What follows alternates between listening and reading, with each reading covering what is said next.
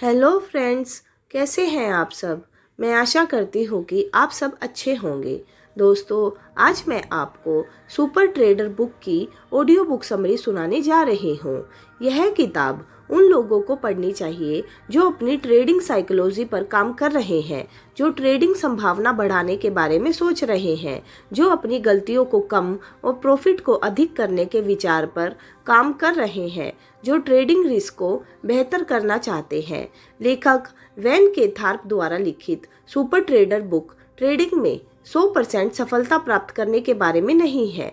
यह किताब हमारी trading psychology, mindset, working plan, business plan, risk management के बारे में विस्तार से जानकारी देती है। साथ ही हम अपनी गलतियों को कैसे कम कर सकते हैं और प्रॉफिट को बड़ा कर सकते हैं, इस विचार पर भी एक नज़र डालती है। यह बुक समरी हमें भावनात्मक रूप से ट्रेडिंग के लिए तैयार करती है। ट्रेडिंग करना आसान है, लेकिन ट्रेडिंग से पैसे बनाना यह एक अलग ही बात है। तो क्यों ना हम पैसा बनाना सीखें। तो दोस्तों, आज मैं इस बुक की 5 महत्वपूर्ण बातों के बारे में बताऊंगी। नंबर 1, खुद पर काम करना। कमिटमेंट एक छोटी सी कहावत है कि हम अपने काम के प्रति कमिटेड नहीं हैं तो हम हर परेशानी पर नाचने लगेंगे। किसी काम के प्रति कमिटेड होने से हम परेशानियों से भागेंगे नहीं, अपने काम के प्रति वफादार रहते हैं। नेगेटिविटी का हम पर कम असर होता है। हारने पर गलतियों से सीखने और फिर से प्रयास करने की संभावना बढ़ जाती है। व्यक्तिगत जिम्मेदारी, हम एक ट्रेडर के रूप में बेहतर रिजल्ट चाहते हैं तो हमें अपने रिजल्ट की जिम्मेदारी खुद लेनी होगी। तभी हम अपने रिजल्ट की गलतियों को देखेंगे और उस पर काम करेंगे। इसलिए हमें मैं ही क्यों से मैं ही क्यों नहीं में आना पड़ेगा। जब तक हम दूसरों को दोष देते रहेंगे कि आज का मार्केट खराब था, मेरे सिस्टम ने काम नहीं किया, फैमिली की वजह से मूड ऑफ हो गया और भी अनेक प्रकार के बहाने हमें ट्रेडिंग सफलता से दूर ले जाते हैं। स्वयं को समय दे। ट्रेडिंग में हमारा माइंडसेट मायने रखता है, इसलिए लेखक हमें खुद को समय देने के महत्व पर जोर देते हैं। दिन में हमें कुछ समय अपने लिए निकालना चाहिए, जिससे हम आज के दिन और कल पर फोकस कर सके, थोड़ा समय हंस सके, थैंक्स गिविंग दे सके, मेडिटेशन और नेचुरल साउंड को सुन सके, प्यार कर सके और हेल्थ के लिए गहरी सांस ले सके। Number 2, working business plan. Business plan, हम सभी जानते हैं कि बिजनेस प्लान का मतलब एक वर्किंग डॉक्यूमेंट से होता है, जिसमें एक ट्रेडिंग बिजनेस की एक्टिविटीज और गोल्स लिखे होते हैं और उन्हें प्राप्त करने के तरीके भी। एक बिजनेस प्लान के अंदर और भी चीजें शामिल होती है, जैसे trading system, money management plan, trading plan, education plan, loss accepting plan, disaster plan, position sizing plan आदि। जो व्यक्ति सीखना बंद कर देता है वह मृत व्यक्ति के समान हो जाता है। एजुकेशन प्लान, एजुकेशन के बिना हमारा जीवन चल ही नहीं सकता, यह हम सभी जानते हैं। इसी पर एक कहावत लिखी गई है कि जो व्यक्ति सीखना बंद कर देता है वह मृत्यु के समान हो जाता है। लेखक बताते हैं कि एजुकेशन प्लान होना ट्रेडिंग में सफलता के लिए जरूरी है। ट्रेडिंग के 4 क्वाड्रेंट लेखक बताते हैं कि हर ट्रेडर 4 प्रकार के क्वाड्रेंट में आते हैं, जिसमें पहला एम्प्लॉय ट्रेडर जो सिस्टम के लिए काम करता है और सैलरी के रूप में इनकम कमाते हैं। दूसरा सेल्फ एम्प्लॉय ट्रेडर, जिसका खुद का सिस्टम होता है और वे खुद ट्रेडिंग करके पैसा बनाते हैं। तीसरा बिजनेस ओनर ट्रेडर, जो अपना खुद का सिस्टम बनाते हैं और उस पर कंप्यूटर और दूसरे ट्रेडर की मदद से पैसा बनाते हैं। चौथा निवेशक ट्रेडर, जो अपने खुद के सिस्टम पर इन्वेस्ट करते हैं और जिसके कारण उनका सिस्टम उन्हें हायर रिटर्न्स देता है। नंबर 3, ट्रेडिंग सिस्टम बनाना। मार्केट में एंट्री, लेखक हमें बताते हैं कि हम रैंडम एंट्री लेकर भी ट्रेडिंग से पैसा बना सकते हैं। अगर हमारी साइकोलॉजी, एग्जिट लेवल और पोजीशन साइजिंग स्ट्रेटेजी सही है तो जो लोग बेस्ट स्टॉक सिलेक्शन में लगे होते हैं वे लोग किसी स्टॉक से लॉस होने पर सारा दोष स्टॉक सिलेक्शन प्रोसेस पर डाल देते हैं। इसलिए लेखक सलाह देते हैं कि ट्रेडिंग में सफलता स्टॉक सिलेक्शन से नहीं मिलती है, बल्कि हमें दूसरी चीजों पर भी ध्यान देना होता है। एग्जिट से पैसा बनता है, एंट्री से नहीं। लेखक बताते हैं कि हम एंट्री सही जगह लेते हैं तो हमारा स्टॉप लॉस सही होगा और हम एक बेहतर रिस्क मैनेजमेंट फॉलो करेंगे।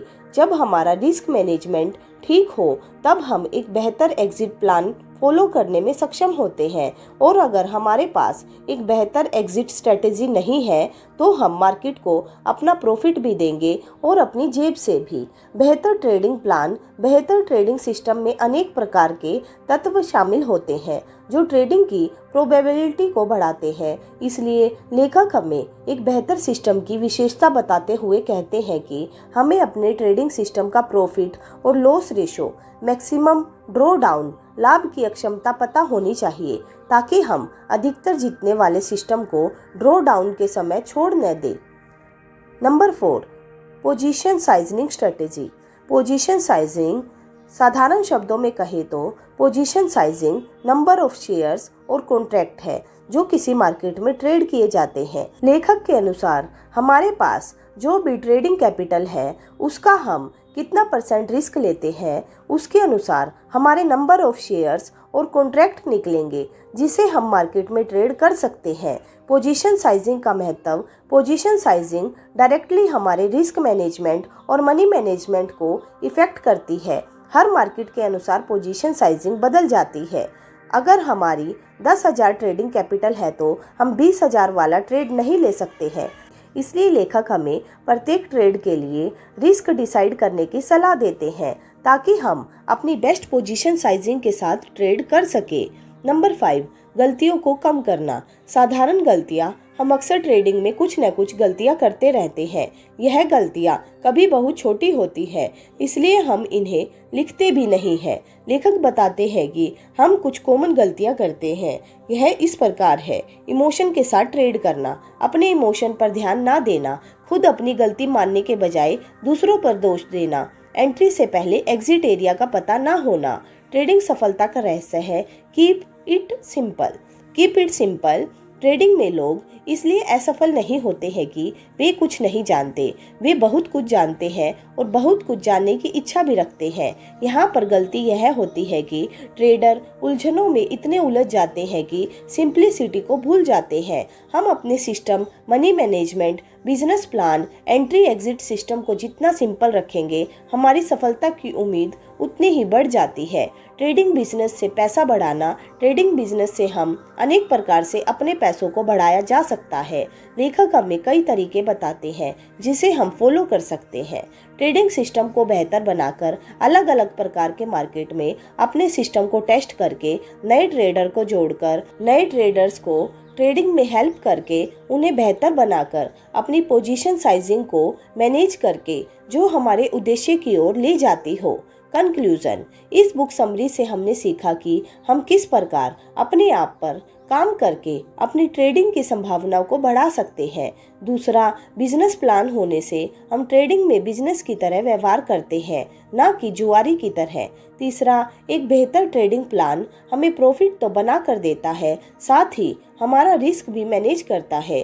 पोजीशन साइज हमारी भावनाओं के अनुसार प्रॉफिट बनाने में मदद करती है। और अंतिम, गलतियों से सीखना। जो व्यक्ति अपनी गलतियों से सीखता है उसे सफलता प्राप्त करने से कोई नहीं रोक सकता। तो दोस्तों, मैं उम्मीद करती हूँ कि आज की इस ऑडियो बुक समरी से आपको कुछ ना कुछ सीखने के लिए जरूर मिला होगा। दोस्तों, आपको ये ऑडियो बुक समरी कैसी लगी आप हमें कमेंट करके जरूर बताइएगा। और अगर आपने अभी तक हमारा चैनल सब्सक्राइब नहीं किया है तो प्लीज़ उसको सब्सक्राइब कीजिए और अपने सभी दोस्तों के साथ भी शेयर कीजिए।